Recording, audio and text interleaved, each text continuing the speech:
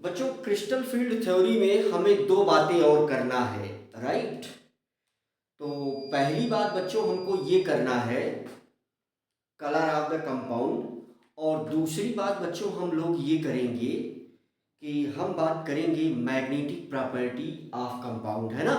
Hybridisation, geometry और बहुत सारी बातें हमने क्रिस्टल फील्ड थ्योरी में कर लिया है। और अभी जो हम बात करेंगे आपसे वो कलर ऑफ द कंपाउंड। तो चलिए इस टॉपिक को समझते हैं खूब आराम आराम से। तो हमारा जो टॉपिक है बच्चों वो क्या है? Colour of the compound. Colour of complex, है ना। Colour of complex. तो बच्चों हम लोग जो है कलर ऑफ द कॉम्प्लेक्स की बात करते हैं। तो बहुत साफ साफ सी बात है बच्चों की कॉम्प्लेक्स जो है मींस कोऑर्डिनेशन कंपाउंड, है ना। तो कॉम्प्लेक्स मींस कोऑर्डिनेशन कंपाउंड। देखो शुरू में हमने बताया है। अब यहाँ कुछ समझने वाली बात है।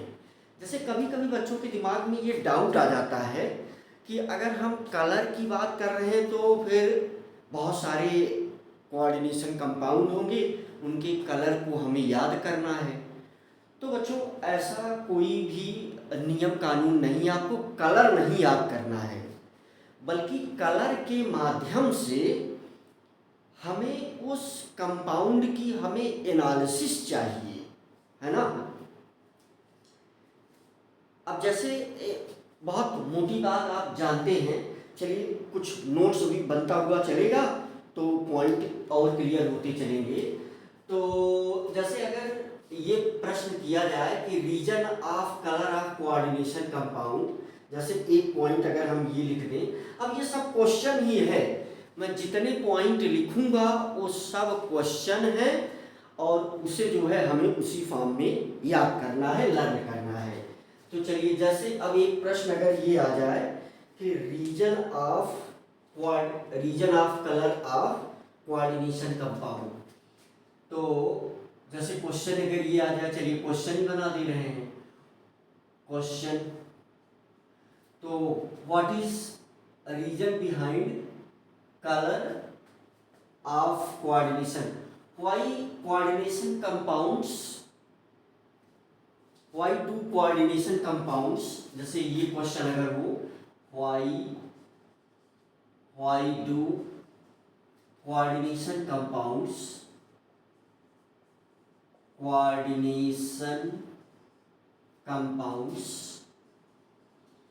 why do coordination compounds show color, है ना, शो कलर क्वेश्चन मार्क। तो यहाँ बच्चों उसका आंसर जो आता है कि कोऑर्डिनेशन कंपाउंड कलर क्यों शो करते हैं, तो दो वर्ड में हम इसका आंसर लिख लेंगे, है ना। इसका आंसर जो है दो सेंटेंस में हम लोग लिख लेंगे। अब इस क्वेश्चन का आंसर क्या होगा? तो इस क्वेश्चन का आंसर है बच्चों कि ड्यू टू डी ट्रांजिशन, और दूसरा due to charge transfer spectra, है ना। Due to charge transfer spectra and due to D transition. तो यहाँ हम ऐसे लिख सकते हैं आंसर टू मेन रीजन, है ना। Why do two main reason, अगर हम ऐसे शॉर्ट में लिख दें टू मेन रीजन, कलर के पीछे दो मेन रीजन है। पहला कौन सा रीजन है भैया? पहला रीजन है बच्चों due to D transition, two main reason, है ना। तो पहला रीजन है ड्यू टू डी ट्रांजिशन। सब बातें हम लोग अच्छे से समझेंगे, अभी सब क्लियर हो जाएगा। दूसरा पॉइंट क्या है? Due to charge transfer spectra, due to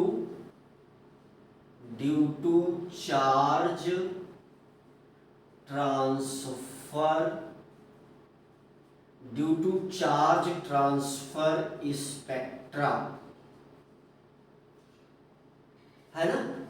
तो above two region we can say that above two regions are responsible, above two regions are responsible, दो रीजन है जिस वजह से कि कोऑर्डिनेशन कंपाउंड कलर शो करते हैं, ये दो रीजन है जिस वजह से कोऑर्डिनेशन कंपाउंड कलर शो करते हैं।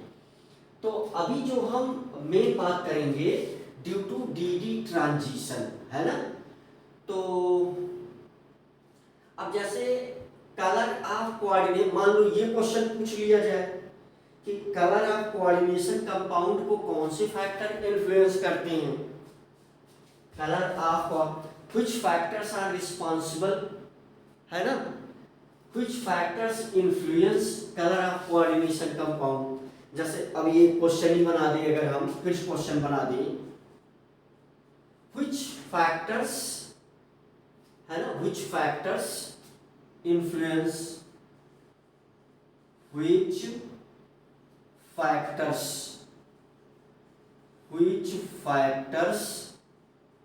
do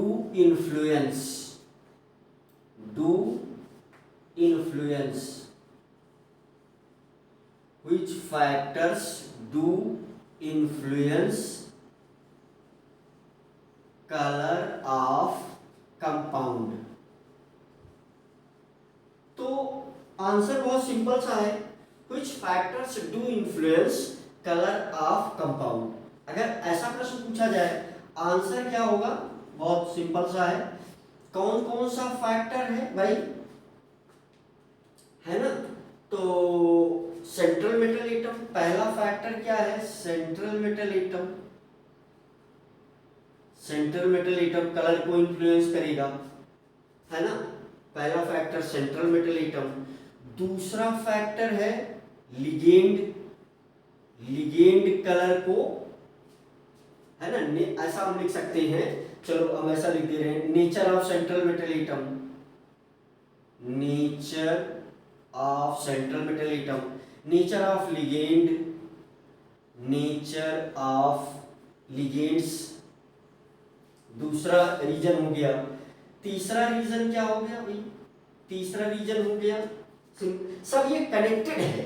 अभी आपको इसमें कुछ भी कलर में जो भी बातें हैं वो कुछ भी आपको याद नहीं करनी है, बहुत सारी बातें आप पहले से जानते हैं, बस मेरा काम क्या है उसको रिवाइज करा देना सरल शब्दों में। बस मुझे ये पूर्ण रूप से पता है कि बहुत सारी बातें आपको पहले से पता है, अभी देखिए आप देखते रहिए तो फिर सारी बातें बहुत ही क्लियर हो जाएंगी। और मीन्स इस हेडिंग में ये बिल्कुल इसकी मीनिंग नहीं है कि आप जो है आपको बहुत सारे कोऑर्डिनेशन कंपाउंड है जिनका आपको कलर याद रखना है कि कोई येलो है तो कोई ब्लू है तो कोई क्या है।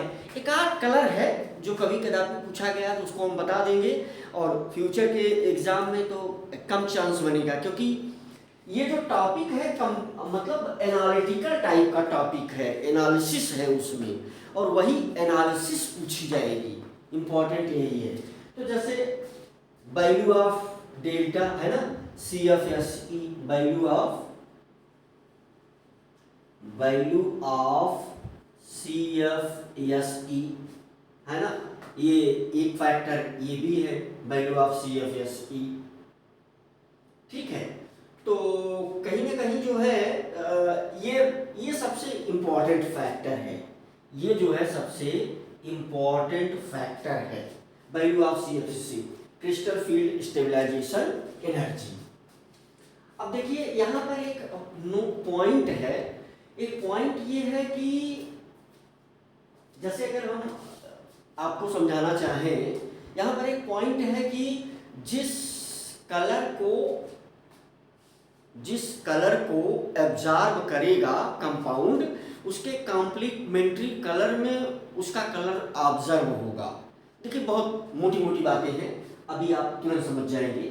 चलिए पहली चीज यहाँ जो हम समझा दे रहे हैं आपको, अब इसमें कुछ बातें हैं तो ABCD करके हम उसको समझा दे रहे हैं। ये कुछ क्वेश्चन और ABCD करके वो बातें और बहुत सारी चीजें। तो पहले हम बात समझेंगे कौन सी, ए बात समझेंगे, ए पॉइंट समझेंगे। तो क्या ए पॉइंट में क्या समझने वाले हैं भाई हम? ए पॉइंट में हम आपको समझा देते हैं DD ट्रांजिशन। DD ट्रांजिशन तो मुझे लग रहा है कि DD ट्रांजिशन आप समझते भी होंगे, बहुत आराम से आप यहाँ समझ सकते हैं। तो ध्यान देने वाली बात क्या है, DD ट्रांजिशन क्या है कि आपको DD ट्रांजिशन का मतलब d ऑर्बिटल से d ऑर्बिटल में ही इलेक्ट्रॉन का आना जाना, d ऑर्बिटल से d ऑर्बिटल में ही इलेक्ट्रॉन का आना जाना। अब क्या मीनिंग है इसकी? देखिए जब आप CFT में कंपाउंड बनाते थे तो अब आप ऐसे ये 5 जो है क्या होता था, ये 5 आपके पास इस प्रकार से 5 आपके पास ऑर्बिटल होते थे, 1 2 3 4 5, और ये ऐसे टूट जाता था। मान लीजिए किसी में जिसमें भी हो, अब यहाँ हमें कलर बताना है तो हम कलर पर फोकस रहेंगे फटाफट, है ना। तो ऐसे कुछ टूट जाता था, है ना। अब देखो अगर यहाँ से इलेक्ट्रॉन, यहाँ कोई इलेक्ट्रॉन मान लो पड़ा है, अब ये इलेक्ट्रॉन इसमें जाए, ये इलेक्ट्रॉन चल करके कहाँ पहुंच जाए, इसमें पहुंच जाए, है ना, यहाँ पहुंच जाए। ये इलेक्ट्रॉन चल करके, ये इलेक्ट्रॉन कहाँ पहुंच गया, यहाँ पहुंच गया, और फिर थोड़े समय के बाद ये वापस आ जाए। अच्छा आपको भी ये पता है, ये सारी बातें मोटी मोटी बातें पहली चैप्टर में बोर की थ्योरी में भी पढ़ाया जाता है कि जब इलेक्ट्रॉन को एनर्जी मिलेगी तो हायर लेवल में जाएगा, और जब ये अपनी एनर्जी रिलीज करेगा तो ये लोअर लेवल में आ जाएगा, है ना। जब ये इलेक्ट्रॉन एनर्जी गेन करेगा तो हायर लेवल में जाएगा, और जब ये इलेक्ट्रॉन अपनी एनर्जी को रिलीज करेगा, अभी यहां से इसने क्या किया है, इसने इस इलेक्ट्रॉन ने यहां पर क्या किया, इस इलेक्ट्रॉन ने एनर्जी गेन किया, एब्जॉर्प्शन ऑफ EMR। ये क्या है, एब्जॉर्प्शन ऑफ EMR। अभी इसने इलेक्ट्रोमैग्नेटिक रेडिएशन को क्या किया, एब्जॉर्ब किया, और यहां पर क्या, यहां से अगर ये इलेक्ट्रॉन फिर से वापस इसी में आ गया, है ना, फिर से वापस इसी में आ रहा है, यहां पर फिर से वापस इसी में अगर आ जा रहा है, तो इसका मतलब कि ये वापस क्यों आएगा, क्योंकि यहां से इमिशन ऑफ EMR, यहां से अपनी एनर्जी निकाल दिया, इमिशन ऑफ EMR, यहां से अपनी एनर्जी निकाल दिया। तो यही जो एनर्जी लेकर के ऊपर जाना और एनर्जी को छोड़ रिलीज करके ये नीचे आना, तो यही बात क्या है, DD ट्रांजिशन है। तो ऐसा करने से हमें कंपाउंड का कलर कैसे पता चलता है, तो बहुत सिंपल सी बात है, कोई भी कोऑर्डिनेशन कंपाउंड अगर होगा तो उसमें ये चीजें लागू होंगी, और जब उस पर लाइट पड़ेगी, जब उस कंपाउंड पर, मान लीजिए किसी कंपाउंड में इस प्रकार से चीजें हैं, तो जब उसमें लाइट पड़ेगी तो इलेक्ट्रॉन ऊपर जाएगा एनर्जी लेकर के, फिर नीचे आएगा एनर्जी को रिलीज करके। EMR का मतलब क्या है, एनर्जी ही तो है।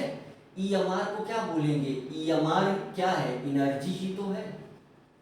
EMR क्या है, एनर्जी ही तो है ना। तो एनर्जी लेकर के ये ऊपर जाएगा हायर लेवल में, और एनर्जी लेकर के नीचे आ जाएगा, है ना। तो यही इसी प्रोसेस को हम क्या बोलते हैं, DD ट्रांजिशन बोलते हैं। अब मोटी बात ये है कि जिस भी कंपाउंड में, हमको पता है कि सारे कोऑर्डिनेशन कंपाउंड में ये सब प्रोसेस होता है मैक्सिमम, जिसमें नहीं होता है उसको हम एक्सप्लेन कर देंगे चार्ज ट्रांसफर स्पेक्ट्रा से, अगर वो कलर शो कर रहा होगा, है ना। देखो डीडी ट्रांजिशन क्यों इंपॉर्टेंट है, जैसे मान लो हमने कोई कंपाउंड लिया, है ना, हमने कोई कंपाउंड लिया, मान लो हमने कोई कंपाउंड लिया, कॉम्प्लेक्स लिया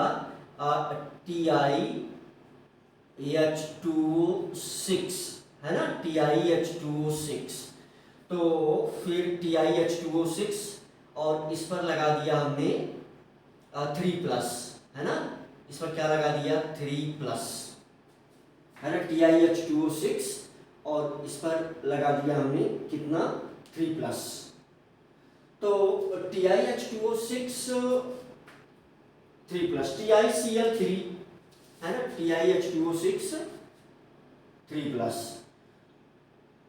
तो जैसे TiCl3, जैसे देखो TiCl3, है ना, TiCl3, तो TiCl3 जो है वो कलरलेस है। TiCl3 क्या है, कलरलेस है। TiCl3 कंपाउंड क्या है, कलरलेस कंपाउंड है, राइट। तो लेकिन यहां भी TiCl3 में Ti पर क्या है +3 में है, और TiH2O6 में भी Ti किस में है, +3 में ही है।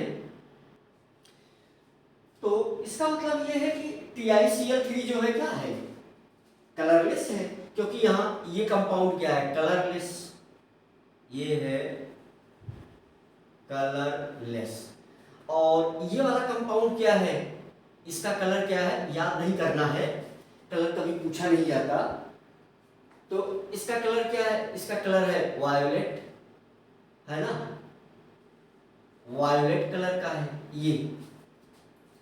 तो ये कलरलेस क्यों है, यहां पर नो डीडी ट्रांजिशन, यहां पर नो डीडी ट्रांजिशन, नो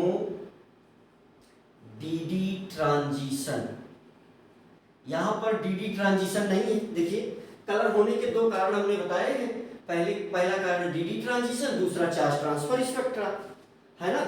तो यहां का मामला क्या बन रहा है, यहां का मामला क्या बन रहा है भाई,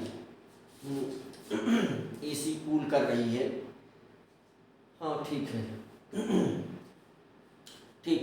तो बच्चों यहां जो है नो डीडी ट्रांजिशन, और यहां पर जो है यहां डीडी ट्रांजिशन है। इसका कलर क्यों आ गया, वायोलेट कलर क्यों है, due to d d transition, due to d d transition, है ना, यहाँ डीडी ट्रांजिशन है, यहाँ पर डीडी ट्रांजिशन है, यहाँ पर डीडी ट्रांजिशन नहीं है ना, तो इसी वजह से ये कलर शो कर रहा है।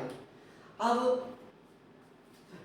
और कौन सी बात हम आपसे करेंगे, और एक बात आपने देख लिया डीडी ट्रांजिशन, डीडी ट्रांजिशन क्या है ये बात आप समझ चुके हैं, कलर जो है क्यों शो हो रहा है ये भी बात आप समझ गए हैं।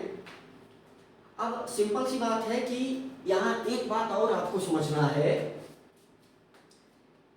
पॉइंट बी, है ना, इसमें ये चीज बी पॉइंट में आपको क्या समझना है, बी पॉइंट यहां समझा दें, चलो बी पॉइंट यहां समझा देते हैं, बी पॉइंट को हम यहां समझा देते हैं भाई।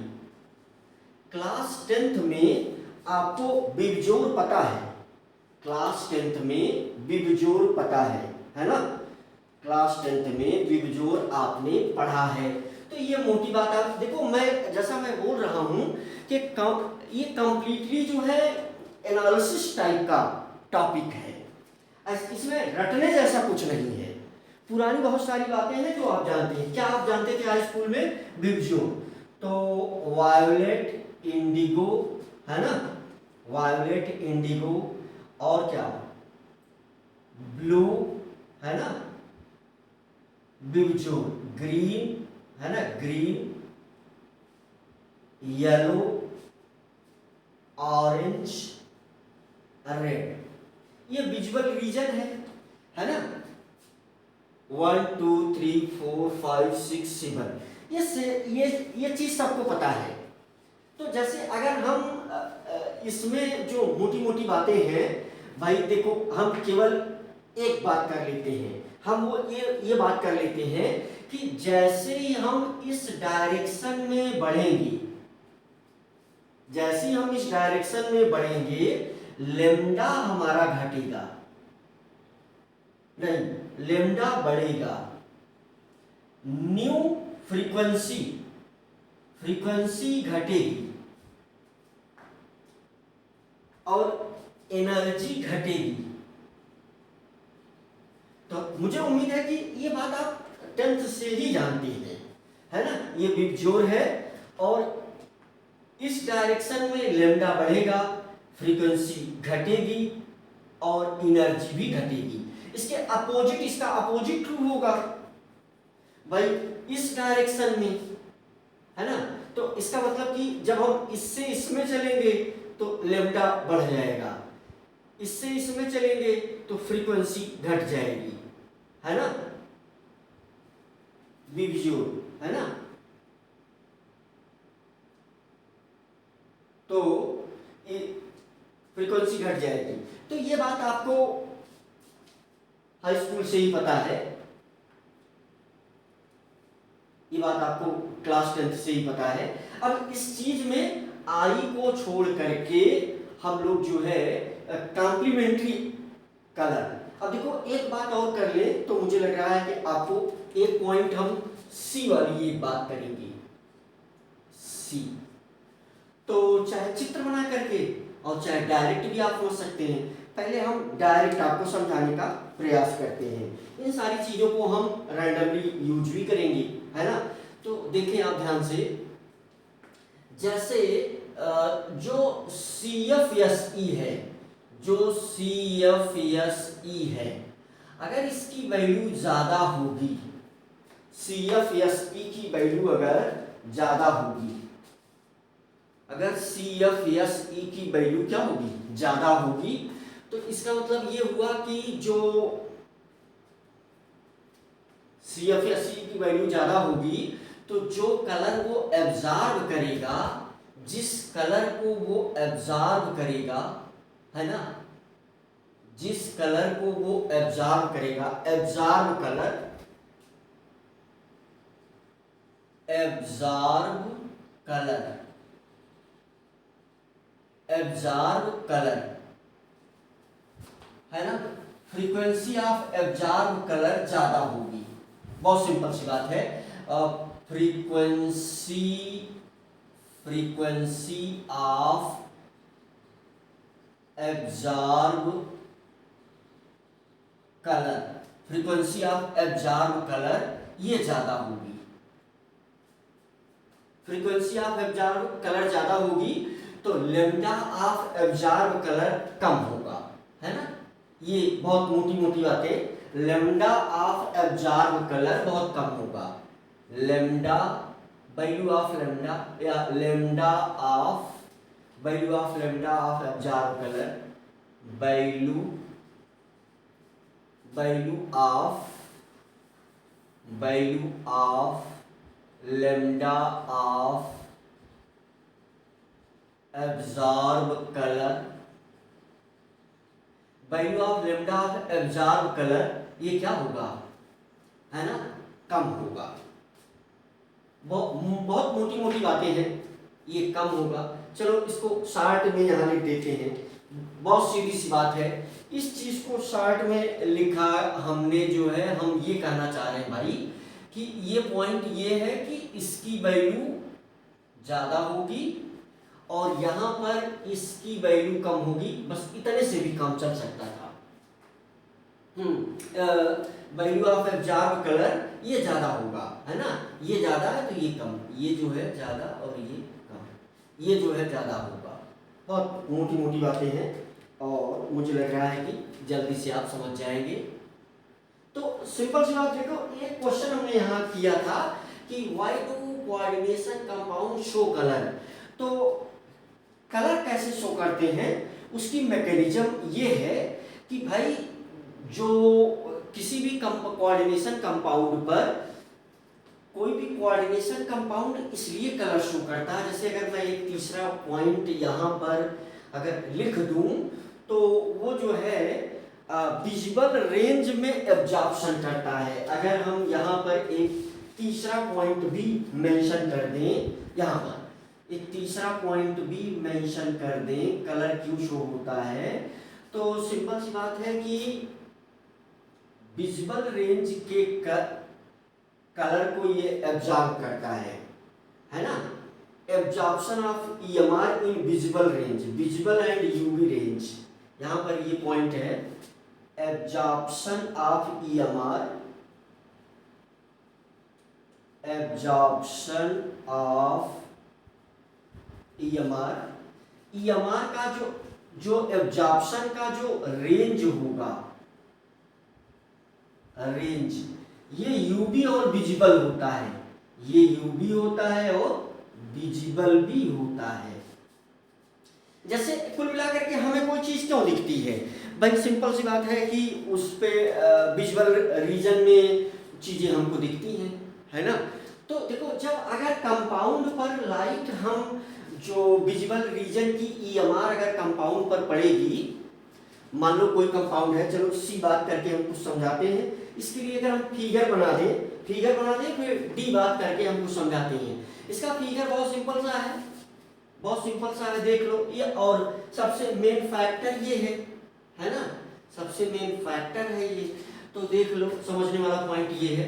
इसका फिगर कैसे है, फिगर जैसे देखो अगर हमने ऐसा बना दिया, ये 5 है, 1 2 3 4 5, अगर ये ऐसा बन गया, देखो यहाँ पर 2 और यहाँ पर 3, 1 2 3, और दूसरा वाला ऐसा बन रहा है भाई 1 2 3 4 5, यहाँ पर देखो, यहाँ पर सी एफ या सी ज्यादा है। अब यहाँ जो 1 2 3 1 2, यहाँ जो इलेक्ट्रॉन होगा, मान लो यहाँ जो इलेक्ट्रॉन होगा, तो इस इलेक्ट्रॉन को ज्यादा एनर्जी चाहिए, यहाँ पर सी एफ एस ई क्या है, ज्यादा है, यहाँ पर क्या है सी एफ एस ई को हम डेल्टा से ही रिप्रेजेंट करते हैं, और ये कम है, सी एफ एस ई यहाँ पर कम है। तो यहाँ पर जो एब्जॉर्प्शन होगा, यहाँ पर जो इलेक्ट्रॉन का जो एब्जॉर्प्शन होगा, एब्जॉर्प्शन ऑफ ईएमआर, एब्जॉर्प्शन जो ईएमआर का होगा, तो उस ईएमआर का न्यू ज्यादा होगा, उस ईएमआर का न्यू ज्यादा होगा, है ना, न्यू ज्यादा होगा, तो फिर लेम्डा कम होगा, लेम्डा कम होगा, और उसके लिए एनर्जी ज्यादा होगी। अब ये सब मोटी मोटी बातें हैं, यहाँ की कंडीशन अलग होगी। इसमें क्या होगा, इसमें जो ईएमआर होगी उसका न्यू कम होगा, लेम्डा ज्यादा होगा, ई कम होगा, है ना। सिंपल सा फार्मूला आपने पहले पढ़ लिया है, E is equal to H nu, है ना, E is equal to H nu, E is equal to H nu, और this will equal to H C upon lambda. तो यहां से ये बिल्कुल साफ साफ सा है, इस फार्मूले से आपको क्या पता चल रहा है कि E प्रोपोर्शनल टू न्यू और E proportional to 1 upon lambda. तो ये बातें पहले आप पढ़ चुके हैं, तो ये एक बात और मोटी मोटी जानना था। देखो फिर से हम फटाफट समराइज कर दें कि भाई कोऑर्डिनेशन कंपाउंड कलर क्यों शो करता है, क्योंकि उसमें जो एब्जॉर्प्शन है उसकी रेंज यूवी और विजिबल है ना। तो यहाँ पर जो विबजोर का हम यूज करेंगे, देखो यहाँ से ये भी बना दिया है। अब जो कलर को यानी एब्जॉर्ब जो होगा उसका कॉम्प्लीमेंट्री कलर शो करेगा। तो colour of coordination compound is complementary of absorb colour. बस ऐसे ही हम सी पॉइंट को डी पॉइंट को हम एक्सप्लेन करते हैं। तो कलर ऑफ कंपाउंड है ना, डी पॉइंट को हम यहाँ एक्सप्लेन करते हैं। Complementary colour will show by, है ना, डी पॉइंट को एक्सप्लेन करते हैं यहाँ पर डी। तो डी पॉइंट का मतलब क्या हुआ कि compound show complementary colour, compound show complementary colour, compounds show complementary colour, complementary colour of absorb colour, complementary colour of absorb colour. बहुत मोटी मोटी बातें हैं, देखो फटाफट ये डी में क्या लिखा मैंने, लिखना बहुत इंपॉर्टेंट नहीं था, ये समझना इंपॉर्टेंट है। देख लो यहाँ पर ये मोटी बात आपको समझना इंपॉर्टेंट है भाई, और जैसे ही आप दिमाग लगाओगे फटाफट समझ जाओगे। फिर हम आपको क्वेश्चन बता देते हैं कि कैसे इस पर क्वेश्चन पूछा जाता है। दो क्वेश्चन हालांकि हमने पहले किया, लेकिन वो मोटे मोटे क्वेश्चन है। जो क्वेश्चन हमने पहले लिखा है वो केवल और केवल प्लेटफॉर्म बनाने के लिए, वो क्वेश्चन नहीं पूछे जाते। क्वेश्चन कैसे पूछा जाता है, कभी कभी ये दोनों भी पूछे जा सकते हैं। क्वेश्चन कैसे पूछा जाता है वो आपको अभी पता चल जाएगा। जल्दी से देखो, इस डी पॉइंट को हम यहाँ समझाने का प्रयास करते हैं। ये एक जो है हम सर्कल बनाते हैं और इसमें हम 6 खाने, है ना, ये 3, ये 6 हो गया, है ना। तो हम इसमें क्रम से आई को यहाँ से छोड़ देंगे, आई को यहाँ से छोड़ देंगे।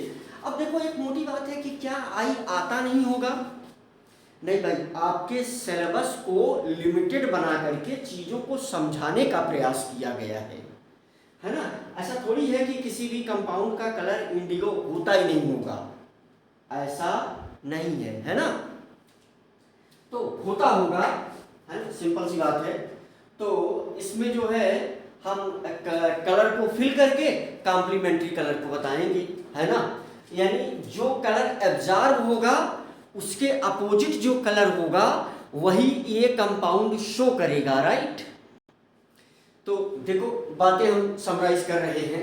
तो यहाँ से इसी आई को छोड़ देंगे, तो यहाँ से हम फिल कर देते हैं इसमें V B G Y O R, है ना।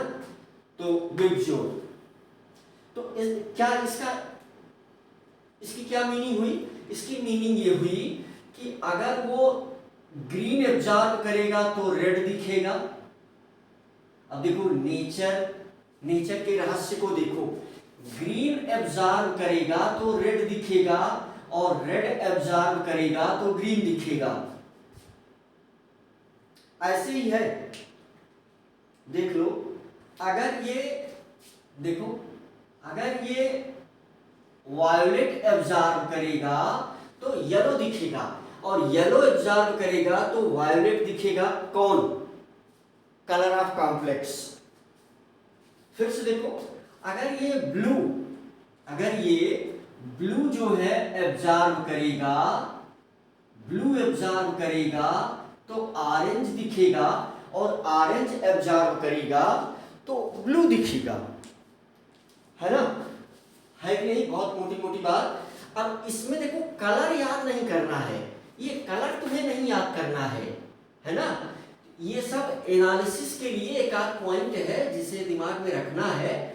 बाकी जो है एक आधी जगह कलर, ये व्हील जो है, जब भी कलर की बात आए। अब देखो प्रश्न कैसे होगा, प्रश्न ऐसे ही इसमें से होगा। क्वेश्चन यहां होगा कि कोई भी कंपाउंड का कलर यक्स है ना। यहां से देख लो, क्वेश्चन ऐसे बन सकता है कि कोई भी कंपाउंड है। क्वेश्चन ये है कि कोई भी कंपाउंड यक्स है, कोई भी कंपाउंड यक्स है, वो एब्जॉर्ब कर रहा है, वो एब्जॉर्ब कर रहा है कौन सा? मान लो एब्जॉर्ब कर रहा है ग्रीन, तो कलर ऑफ कंपाउंड, तो ऑब्जर्व कलर, है ना, observe colour of x, observe colour of x. तो यक्स का ऑब्जर्व कलर क्या होगा? तो आंसर बहुत सीधा सा है, यक्स का अभी ग्रीन है, ग्रीन के अपोजिट में देख लो, ऑब्जर्व कलर जो होगा रेड होगा, रेड आंसर हो गया। तो ये प्रश्न पूछता है, इस प्रकार का प्रश्न पूछा जाएगा, है ना। अच्छा, ये लॉजिकल भी है, ये लॉजिकल भी है। जरा इसमें भी आओ, जरा इसमें भी आओ, थोड़ा सा इसमें लॉजिक है। जैसे अगर सोचो जरा सा, v है ना, v के अपोजिट में क्या आ रहा है? y आ रहा है। v के अपोजिट में y आ रहा है ना। बीजोर BBGYOR। तो कलर का कुछ ये मामला है, compound show complementary colour of absorb colour. तो एब्जॉर्ब कलर का ये कॉम्प्लीमेंट्री कलर शो करता है। और क्वेश्चन इसमें कैसे बनेगा तो वो हम फटाफट देख लेते हैं। ABCD बात कर लिया, क्वेश्चन देखो इसमें ऐसे भी बनेगा, यू कैन से, यहाँ लेम्डा पूछ सकता है, वैल्यू ऑफ लेम्डा पूछ सकता है, एनालिसिस, एनालिसिस ये वाली जो एनालिसिस लिखी गई है ये वो पूछ सकता है। और आपको आपका कॉमन सेंस इसमें यूज करना पड़ेगा। जैसे यहाँ हम क्वेश्चन बनाते हैं, क्वेश्चन आप भी बना सकते हैं, है ना। क्वेश्चन देखो कैसे क्वेश्चन बनाते हैं। इसमें क्वेश्चन है कि यू कैन से, जैसे ये क्वेश्चन मान लो ये क्वेश्चन है, इसमें जो है एक क्वेश्चन ऐसा बन गया, यू कैन से COH2O6 यहाँ पर है 3+, यहाँ पर है 3+, है ना। और CO2 ऐसे भी क्वेश्चन आ जाएगा, COH2O6 यहाँ पर है 2+, यहाँ पर है 2+। तो क्वेश्चन होगा कि, क्वेश्चन इसमें क्या होगा कि मान लो, है ना, तो ये गिवन है, तो इसमें lambda absorb, value of order of lambda absorb and order of lambda observe, है ना। दो प्रश्न यहां पर होगा, ऑर्डर ऑफ लेम्डा एब्जॉर्ब,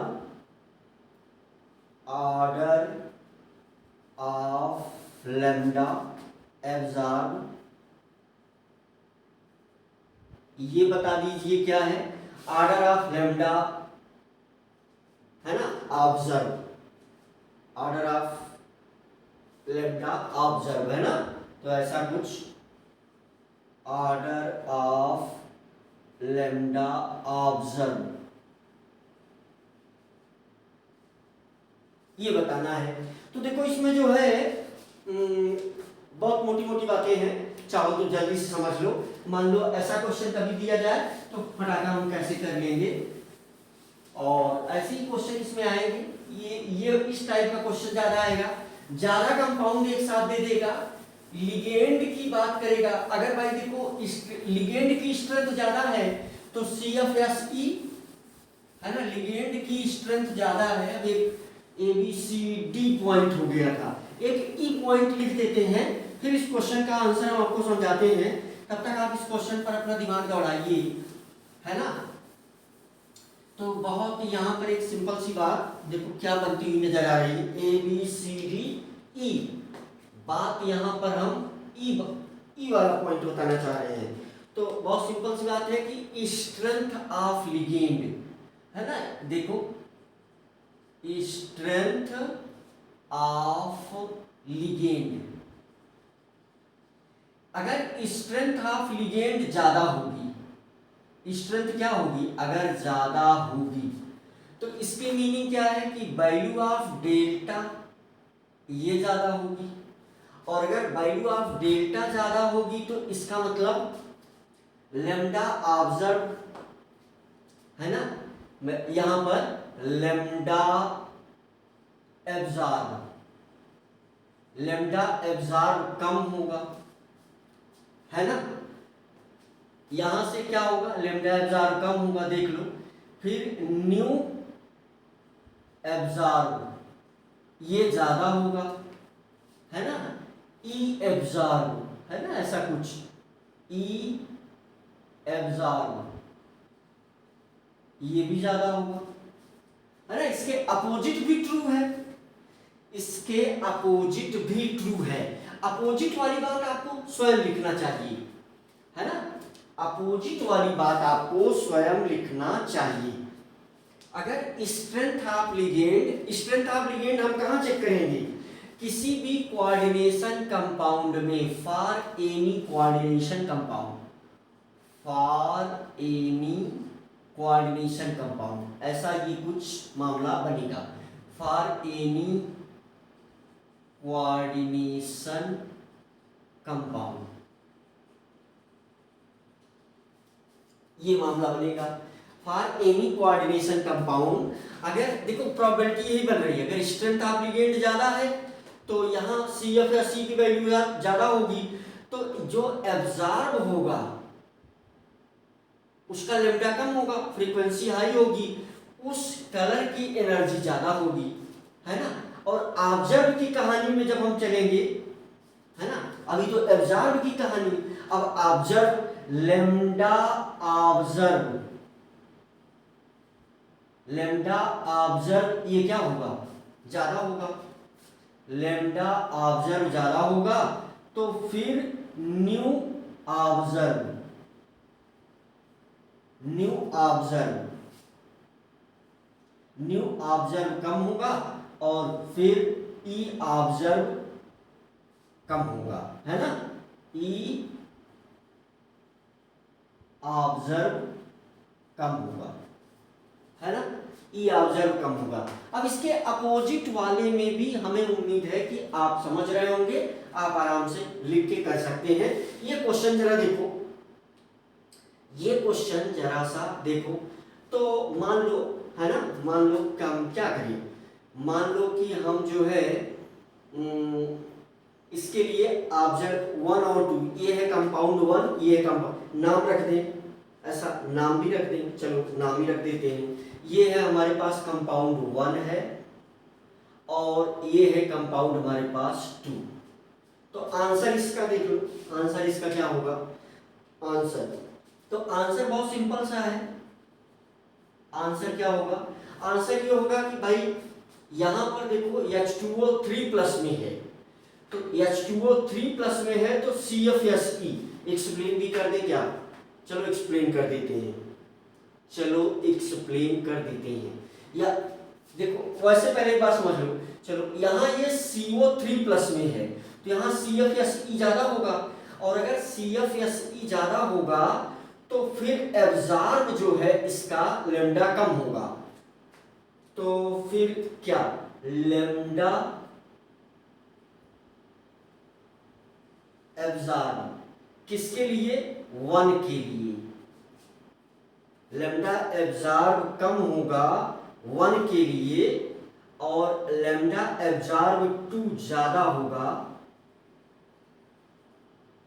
2 के लिए, है ना।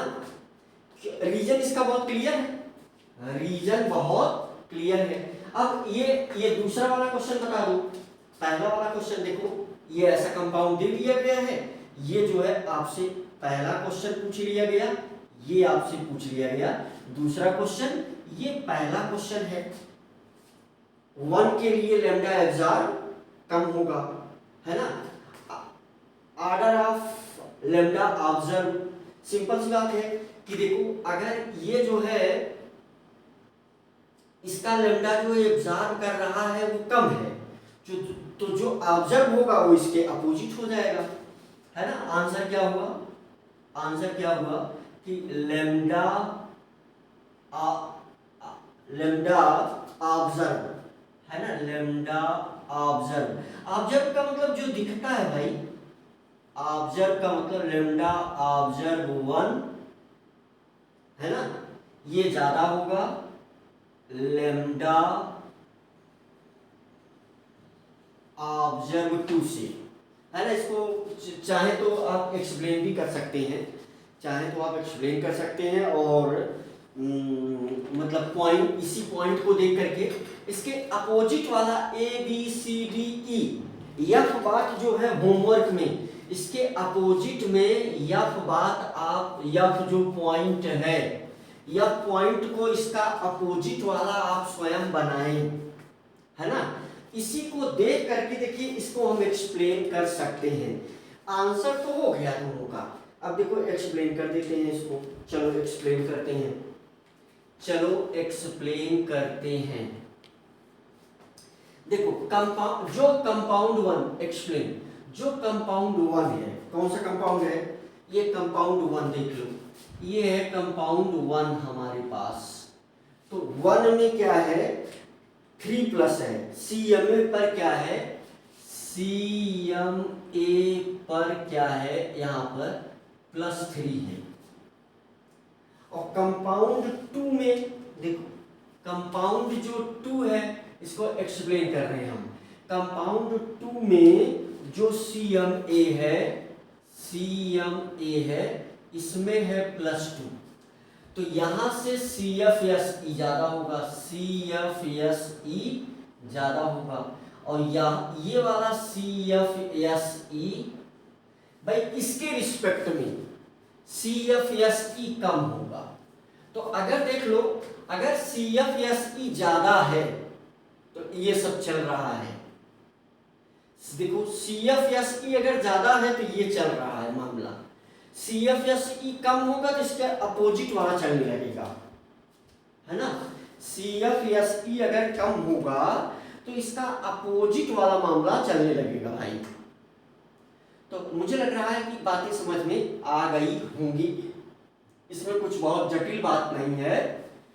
तो CFSE से हम जो है भाई देखो, जो ऑब्जर्व हो रही है उसकी एनर्जी क्या होगी, है ना भाई। जो जैसे जैसे मोटी बातें हैं, सब ये मोटी मोटी बातें हैं, जो ऑब्जर्व हो रही है, जो जिस कलर का ऑब्जर्व हो रहा है कोऑर्डिनेशन कंपाउंड, उसकी उस कलर की एनर्जी क्या होगी तो पता चलेगा कम होगी, है ना। जैसे बहुत सिंपल सी बात है, देखो यहाँ फ्रीक्वेंसी ज्यादा है, यहाँ फ्रीक्वेंसी कम है, यहाँ फ्रीक्वेंसी ज्यादा है, यहाँ फ्रीक्वेंसी कम है, यहाँ फ्रीक्वेंसी ज्यादा है, यहाँ फ्रीक्वेंसी कम है ना। तो अगर 2 दिया गया है तो उसमें ऐसे हो जाएगा। अच्छा, स्ट्रेंथ को लेकर के जो है मुझे लग रहा है कि यह वाली बात आप देख करके लिख लेंगे। अगला क्वेश्चन देखो, ये इस प्रकार का क्वेश्चन भी जो है मैचिंग के लिए क्वेश्चन दिया जा सकता है, मैचिंग के लिए क्वेश्चन दिया जा सकता है। देखो ऐसा क्वेश्चन हम बहुत जल्दी से बना दे रहे हैं, बहुत जल्दी से बना दे रहे हैं question ABCDEFG, strength of ligand, है ना।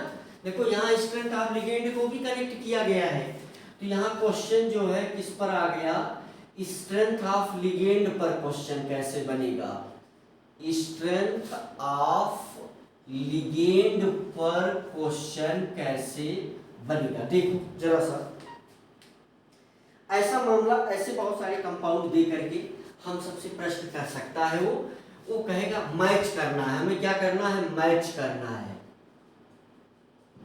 मैच वाला कंपाउंड क्वेश्चन हम पटाखा बना रहे हैं। देखो जैसे मान लो हम देखो कोबाल्ट का ही ले लेते हैं, हम कोबाल्ट का ही ले लेते हैं। चलो कोबाल्ट वाला मामला जो है फिट करते हैं। जैसे जैसे देखो ये हमने लिया COH2O6, है ना, COH2O6, यहां पर 3+, देखो CONH3 यहां पर भी लगाओ 3+। देखो लिगेंड बदल रहा है, लिगेंड बदल रहा है। चलो और आगे बढ़ते हैं, यहां पर जो है देखो एक और ले लेते हैं, CO जो है यहां पर लग गया हमारे पास क्या, Cl लग गया, और क्या लगा दे हम, चलो वो लगा देते हैं हम H2O लगा देते हैं, H2O का 5, ये जो है H2O5, यहाँ पर हमें क्या लगाना होगा, यहाँ पर हमें +2 लगाना होगा, कितना लगाना होगा जिससे कि जो है +3 हो जाए, है ना। तो यहाँ भी CO+3 में है। अब देखो फ्रीक्वेंसी यहाँ दे दी जाएगी, फ्रीक्वेंसी जो है दे दी गई, या मान लो लेमडा की वैल्यू दे दी गई, लेमडा या फ्रीक्वेंसी कोई एक दे दिया जाएगा। चलो हम लेमडा की बात करते हैं, है ना। और लेमडा हम किसकी बात करते हैं, लेमडा ऑब्जर्व की बात कर लेते हैं, लेमडा ऑब्जर्व या लेमडा एब्जॉर्ब। चलो लेमडा एब्जॉर्ब की बात करते हैं, लेमडा एब्जॉर्ब। लेमडा एब्जॉर्ब में ऐसे ही कुछ दे दिया जाएगा, है ना। चलो मान लो हमने दे दिया। अब ये वैल्यू मैं रैंडम लिख रहा हूं, ये एक क्वेश्चन है। इस तरीके से 4-5 और दे सकता है, वो 4-5 और भी दे सकता है। तो एक कैसे मैच कराना है, जैसे मान लो लेमडा एब्जॉर्ब 212 है ना, 220, 230, मान लो ये 400 हो गया या 300 हो गया। एब्जॉर्ब की बात है तो सिंपल सी बात है कि मैच कराना है। तो सबसे लेमडा एब्जॉर्ब है ना, तो लेमडा किसका सबसे ज्यादा होगा, लेमडा इसमें से उसी का सबसे ज्यादा होगा। देख लो लेमडा इसमें उसी का सबसे ज्यादा होगा एब्जॉर्ब, जिसकी CFSE कम होगी। यहां से देखो लेमडा एब्जॉर्ब उसी का सबसे ज्यादा होगा जिसकी CFSE कम होगी। देखो ध्यान दो इसमें, जैसे ये भी CO3+ में है, ये भी CO3+ में है, ये भी CO3+ में है। अब बारी आएगी लिगेंड की। देखो ये NH3 है, NH3 जो है H2O से वो क्या है, NH3H2O से ज्यादा स्ट्रांग लिगेंड है। तो सबसे ज्यादा CFSE इसी की होगी, सबसे ज्यादा CFSE इसी की होगी। तो सबसे कम वेवलेंथ की जो रेडिएशन एब्जॉर्ब करेगा वो यही करेगा। इसका मतलब सबसे कम वेवलेंथ जो है वो ये है। इसके बाद देखो स्ट्रेंथ में, इसमें अगर हम स्ट्रेंथ की बात करें तो देखो ये NH3 की स्ट्रेंथ ज्यादा है H2O से, H2O की स्ट्रेंथ किससे ज्यादा है, Cl से। देखो यहां 6H2O है तो इसका मतलब यहां स्प्लिटिंग ज्यादा होगी, यहां स्प्लिटिंग ज्यादा होगी तो यहां CFSE ज्यादा होगी इसके तुलना में, क्योंकि यहां 5H2O है और ये क्लोरीन वीक लिगेंड है। इसका मतलब क्या हुआ कि इन दोनों में जो कम वाला मामला है वो इसका होगा और ये इससे मैच कर जाएगा। तो मुझे लग रहा है कि इस प्रकार से 2, 3, 4 और भी दे दिया जाए तो आप आराम से गुणा गणित लगा लेंगे और आप आराम से जो है इन चीजों को कर सकते हैं। ऐसे छोटे मोटे क्वेश्चन का आंसर आप बहुत आराम से कर सकते हैं। क्वेश्चन आप अपने मन से भी बना सकते हैं। देखो इसमें लिगेंड के स्ट्रेंथ का ऑर्डर है ना, CFSE मेन रूप से है ना। तो ये सब मोटी मोटी बातें आपने देखा, राइट। तो इस प्रकार से क्वेश्चन, यानी इसमें कलर याद करने जैसा कोई कंसेप्ट नहीं भैया, है ना। कलर याद करने जैसा कोई कंसेप्ट नहीं है। अब देखो कोरिलेशन है। चलो एक नोट मैं बनाने का प्रयास करता हूं, एक नोट मैं बनाने का प्रयास करता हूं और आपको समझाता हूं कि इसमें एनालिसिस है। कलर जानने का उद्देश्य है कि कलर के माध्यम से उस कंपाउंड की दूसरी प्रॉपर्टी को हम एक्सप्लेन करेंगे, उसकी दूसरी प्रॉपर्टी को हम जानेंगे, है ना। जैसे अगर हम कलर जानते हैं तो उस कंपाउंड की हम मैग्नेटिक प्रॉपर्टी और you can say magnetic property और उसके CFSE के विषय में, है ना, अगर हम कलर जानते हैं उसकी ज्योमेट्री को, है ना, ज्योमेट्री का अंदाजा लगाएंगे, यानी कलर से कई चीजों की एनालिसिस है। चलो एक नोट बनाते हैं, नोट से आप समझेंगे, कुछ लिखते भी हैं। काम मिटा दे, यही मिटा देते हैं, यही मिटा देते हैं।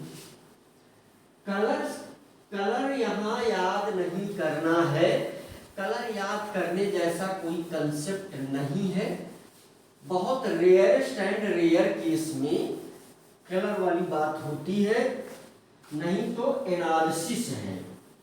तो कुल मिलाकर के ये जो टॉपिक था आपका कलर ऑफ कंपाउंड, ये एनालिसिस वाला टॉपिक था। Colour of compound is the subject of analysis, not of primary. चलो नोट नोट नोट। अब यहां जो भी बात हम करेंगे प्रोबेबिलिटी पर बात करेंगे, जो भी हम बात करेंगे प्रोबेबिलिटी पर बात करेंगे। प्रोबेबिलिटी है ना, संभावना पर बात करेंगे, एनालिसिस पर बात करेंगे। कलर से, कलर ऑफ है ना, कलर ऑफ कॉम्प्लेक्स से क्या क्या चीजें लिंक हैं, कलर ऑफ कॉम्प्लेक्स से क्या क्या चीजें, क्या कौन कौन सी बातें हैं जो कलर ऑफ कॉम्प्लेक्स से लिंक्ड हैं। बस सोचो, क्या मैग्नेटिक, पहले चलो डेल्टा की वैल्यू लिंक्ड है, हाँ जी लिंक्ड है। अगर डेल्टा की वैल्यू लिंक्ड है, क्या ज्योमेट्री लिंक्ड है? ज्योमेट्री का भी हम अंदाजा लगा सकते हैं। अगर देखो देख लो, अगर भाई बहुत सिंपल सी बात है, इसको थोड़ा और एक्सप्लेन करते हैं। अगर डेल्टा की वैल्यू कम होगी तो ये क्या शो करेगा, ये शो करेगा, अगर डेल्टा की वैल्यू कम होगी तो इसका चांस क्या होगा, इसका चांस होगा टेट्राहेड्रल, है ना, इसका चांस क्या होगा, टेट्राहीड्रल का चांस बनेगा। बताओ, है ना। और अगर दूसरे वाले के किसी केस में इसकी वैल्यू बहुत ज्यादा है तो इसका चांस बनेगा ऑक्टाहीड्रल, ऑक्टाहीड्रल का चांस बनेगा। बताओ बताओ, ये देखो कनेक्ट हो रहा है नहीं, देख लो। जैसे सिंपल सी बात है कि अगर इसकी वैल्यू, डेल्टा की वैल्यू बहुत ही ज्यादा है, देखो कनेक्ट हो रहा है, डेल्टा की वैल्यू बहुत ज्यादा है, तो जो चांस होगा किसका, चांस किसका हो सकता है, तो चांस होगा कि वो स्क्वायर प्लेनर कॉम्प्लेक्स हो, है ना। बताओ, अगर ये स्क्वायर प्लेनर वाला मामला, देखो सब कनेक्ट हो रही है बातें, अगर वो स्क्वायर प्लेनर का मामला आएगा तो इसका मतलब लो स्पिन कॉम्प्लेक्स, लो स्पिन कॉम्प्लेक्स, लो स्पिन कॉम्प्लेक्स, ये कनेक्ट हो रहा है। तो देखो जैसा मैंने क्या कहा, ये जो टॉपिक था कलर, वो एनालिसिस का मैटर है। देखो देखो भाई, केमिस्ट्री पढ़ने का ये सेंस थोड़ी है कि हमें कोई भी चीज याद रहेगी, हम कुछ अंदाजा लगा करके आगे बढ़ेंगे कि क्या प्रोबेबिलिटी बनेगी, है ना। अब याद करने के लिए तो भाई डेटा और बहुत सारी किताबें हैं जिसमें बहुत सारी बातें लिखी गई हैं, है ना। तो हमें बहुत सारी बातें, जैसे ह्यूमन माइंड की लिमिटेशन होती है, हमें बहुत सारी बातें याद नहीं रह सकती, लेकिन हम उससे रीजन, उस पर बेस्ड, रीजन के बेस पर हम आगे बढ़ते हैं, है ना। जैसे देख लो, लो स्पिन कॉम्प्लेक्स अगर बनेगा तो ज्यादा चांस किसका है, ज्यादा चांस है डायामैग्नेटिक, ज्यादा चांस किसका होगा, डायामैग्नेटिक का चांस होगा, है ना। यहां वाला मामला क्या होगा, अगर ये टेट्राहीड्रल की बात बनेगी तो हाई स्पिन कॉम्प्लेक्स होगा, हाई स्पिन कॉम्प्लेक्स होगा। देख लो, अगर ये लो स्पिन कॉम्प्लेक्स हुआ, लो स्पिन कॉम्प्लेक्स हुआ तो इसका इसका चांस क्या है कि स्ट्रेंथ जो है ना, स्ट्रेंथ ऑफ लिगेंड, यहां देखो कनेक्ट हो रहा है, स्ट्रेंथ ऑफ लिगेंड का अंदाजा लगाएंगे। हाई स्पिन कॉम्प्लेक्स की अगर बात आई तो हाई स्पिन कॉम्प्लेक्स की मीनिंग ये हुई कि ये पैरामैग्नेटिक होने का चांस बढ़ेगा, पैरामैग्नेटिक होने का चांस ही बढ़ेगा। तो देखो ये इस प्रकार से इंटर कनेक्टेड ये टॉपिक था, ये ऐसा कोई टॉपिक नहीं था जिसमें हम कलर को याद करें, है ना। तो कलर ऑफ कॉम्प्लेक्स जो है वो डेल्टा को के विषय में एनालिसिस देगा, ज्योमेट्री के विषय में एनालिसिस देगा, है ना। मैग्नेटिक प्रॉपर्टी बता रहा है, देखो मैग्नेटिक प्रॉपर्टी के विषय में बता रहा है ना। तो ये सारी एनालिसिस यहाँ से हमें मिल रही है। तो ये हमने मोटे मोटे तौर पर colour of the compound, coordination compound के सारे एस्पेक्ट को लगभग, वैसे तो कुछ छूटा नहीं है ना, इसी से जुड़ा हुआ या इसी पर बेस्ड या इसी से कनेक्टेड टॉपिक ही सवाल में बनेगा। जेई नीट में इससे रिलेटेड क्वेश्चन बनने के चांस भरपूर रहते हैं, राइट बच्चों। ये थोड़ा सा पॉइंट बच्चों याद करने वाले कुछ पॉइंट हैं और समझने वाला भी है, तो कुछ इसमें समझने वाला है मैंने जल्दी से, क्योंकि इसमें जो है एक टॉपिक और बच रहा है, तो उसको हम सोच रहे हैं कि आज के ही वीडियो में हम कवर कर दें। और समझाने के चक्कर में बेटा हम थोड़ा सा स्लो हो जाते हैं, तो जल्दी से इसलिए हमने इसको लिख लिया है। चार्ज ट्रांसफर स्पेक्ट्रा, है ना, चार्ज ट्रांसफर स्पेक्ट्रा, यहाँ से भी कलर को हम एक्सप्लेन करते हैं, है ना। तो कैसे मामला ये है, जैसे इसको हम तीन प्रकार से एक्सप्लेन करते हैं। Ligand to metal charge transfer, metal to metal charge transfer और metal to ligand charge transfer. तो एक एक करके फटाफट आप देख सकते हैं कि जब डीडी ट्रांजिशन की कहानी नहीं बनेगी, जब डीडी ट्रांजिशन की कहानी नहीं बन रही होगी, तो उस स्थिति में क्या प्रोबेबिलिटी है, क्या संभावना है ना। तो यहाँ से आप देख सकते हैं फटाफट कुछ चीजें, जैसे यहाँ से इसको, इस पर अगर आप विचार करें तो ये क्या बन जाएगा, K प्लस और MnO4 माइनस। अगर आप इसका स्ट्रक्चर यहाँ जल्दी से बना दें तो ये हो गया Mn, है ना। तो डबल बॉन्ड के साथ O, डबल बॉन्ड के साथ O, डबल बॉन्ड के साथ O, एक सिंगल बॉन्ड के साथ O माइनस, है ना। तो ये जो चार्ज है ये ऐसे इस पर ट्रांसफर करता है ना। तो यहाँ Mn जो है किसमें है, Mn +7 में है, Mn किसमें है, +7 में है Mn, और Mn +7 का मतलब D0। यहाँ Cr की भी वही कहानी होगी, है ना, Cr की भी वही कहानी होगी, सिंपल।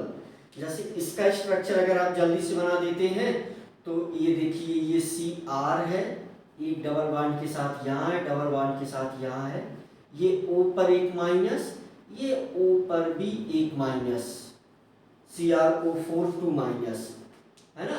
ये जब ब्रेक होगा तो क्या बनाएगा, twice K plus plus CrO4 2 minus. तो स्ट्रक्चर जल्दी से बन गया। तो फटाफट जो है, और लिखने से थोड़ा सा हम बच रहे हैं, तो ये चार्ज ये इसको ट्रांसफर करेगा। तो ये जो चार्ज ट्रांसफर हो रहा है, इस वजह से क्या आ जाता है, इस चार्ज ट्रांसफर की वजह से आ जाता है कलर। ये सेम कहानी यहाँ भी Cr2O7 वाला जो केस बनेगा, यहाँ भी वही कहानी बनेगी, है ना। Cr2O7 का भी स्ट्रक्चर बना करके, स्ट्रक्चर छोटी क्लास में बनाया जाता है, उसमें स्ट्रक्चर जो है रेडॉक्स रिएक्शन में जो है इसका बनाया गया है। Cr2O7 का स्ट्रक्चर आप बना सकते हैं आराम से। यहाँ जो है, यहाँ तो कलर, क्योंकि ये देखो ये जितने भी कंपाउंड हैं, यहाँ अगर आप ध्यान दे लो, जैसे ये कंपाउंड है ना, और ये कंपाउंड, तो ये कंपाउंड प्रैक्टिकल में यूज होते हैं, ये भी कंपाउंड प्रैक्टिकल में ही यूज होता है, ये भी कंपाउंड प्रैक्टिकल में ही यूज होता है। तो यहाँ देखो ये 2+ में है और ये 3+ में बनेगा, ये वाला Fe3+ बनेगा। तो यहाँ जो कंपाउंड बनेगा Fe3 है ना, FeCN6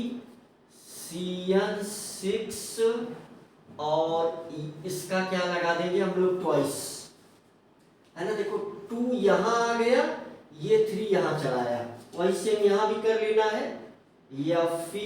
यहाँ क्या लेके चले गए 4 ब्रैकेट में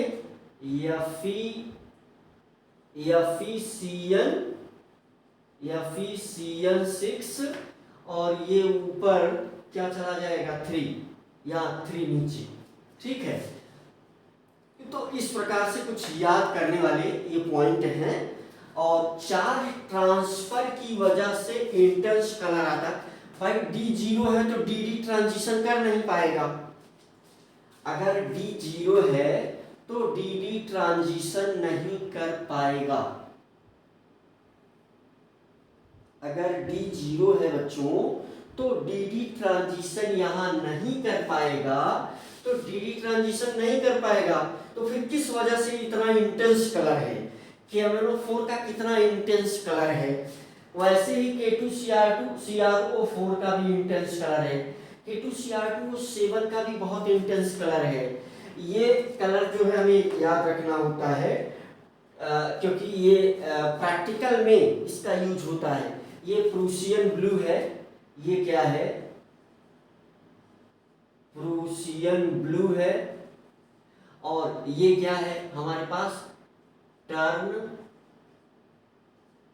टर्नबोल्स ब्लू, है ना। तो ये नाम हमको जो है याद रखने हैं। देखो यहां पर जो है क्या हो रहा है, यहां पर लिगेंड जो है मेटल को चार्ज ट्रांसफर कर रहा है, यहां पर लिगेंड जो है मेटल को चार्ज ट्रांसफर कर रहा है। ऐसे इसमें भी करेगा, इसका बना लेंगे आप तो। और लेकिन यहां पर उल्टा हो रहा है, यहां पर मेटल जो है वो लिगेंड को चार्ज ट्रांसफर कर रहा है, Cr जो है वो NH3 को चार्ज ट्रांसफर कर रहा है, Fe जो है वो CO को चार्ज ट्रांसफर कर रहा है ना। टंगस्टन जो है वो है ना फिनेंथ्रोलिन और कार्बोनिल ग्रुप, इसको चार्ज ट्रांसफर कर रहा है ना, चार्ज ट्रांसफर यहां कर रहा है ना, सिंपल सा। तो इसका मतलब ये है कि चार्ज ट्रांसफर स्पेक्ट्रा कैसे, सवाल कैसे पूछा जाएगा, सवाल ये पूछा जाएगा कि KMnO4 में DD ट्रांजिशन नहीं होता, फिर भी सवाल कैसे पूछा जाएगा, फटाफट आप देख लें। KMnO4 में DD ट्रांजिशन नहीं है, फिर भी इसका कलर बड़ा ही इंटेंस है, डार्क कलर है, क्यों। हमारा आंसर क्या होगा, due to charge transfer spectra. ऐसे हम चित्र वगैरह बना करके दिखा देंगे इसका। ये दोनों प्रैक्टिकल में जब आप रेडिकल एनालिसिस करते हैं तो उसके प्रैक्टिकल में ये चीजें बहुत अधिक यूज होती हैं, इसलिए इनको जानना है, इसलिए NCERT ने इन पर भी चर्चा किया है। और यहाँ पर जो है ये आपको कुछ एग्जाम्पल दिए गए हैं जहाँ की मेटल यहाँ क्या करता है, ट्रांसफर करता है। तो अब इसमें जो है एक छोटा सा टॉपिक और है, वो क्या है, मैग्नेटिक प्रॉपर्टी। तो जल्दी से हम उसको भी समझ लेते हैं, राइट। मैग्नेटिक प्रॉपर्टी को जल्दी से हम लोग समझ लेते हैं। तो बच्चों जल्दी से हम magnetic property, magnetic nature of complex देख लेते हैं। तो ये बात आपको पता है कि कोऑर्डिनेशन कंपाउंड में अगर पेयर्ड इलेक्ट्रॉन है तो डायमैग्नेटिक होगा, इसका मैग्नेटिक मोमेंट 0 होगा। अनपेयर्ड अगर इलेक्ट्रॉन है तो पैरामैग्नेटिक होगा और इसका मैग्नेटिक मोमेंट 0 नहीं होगा। तो बच्चों मोस्ट ऑफ द ये कोऑर्डिनेशन कंपाउंड या कॉम्प्लेक्स, ये पैरामैग्नेटिक होते हैं। तो most of the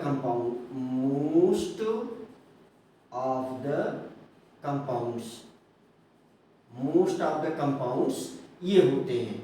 most of the compounds are paramagnetic in nature, are paramagnetic. अच्छा कुछ डायमैग्नेटिक भी होते हैं, तो वो कलर क्यों शो कर देते हैं, है ना, क्योंकि वहाँ फुलफिल है तो डी ट्रांजिशन, है ना। तो यह अभी आपने देखा भी उसके पहले। ये जैसे मैग्नेटिक मोमेंट को निकालने का ये फार्मूला है। ई क्या है, चार्ज ऑन इलेक्ट्रॉन है। ई क्या है, चार्ज ऑन इलेक्ट्रॉन है। एच क्या है, प्लैंक कांस्टेंट है, आपको पता है प्लैंक्स कांस्टेंट। और यम जो है मास ऑफ इलेक्ट्रॉन है, मास ऑफ इलेक्ट्रॉन। सी आपको पता है स्पीड ऑफ लाइट है।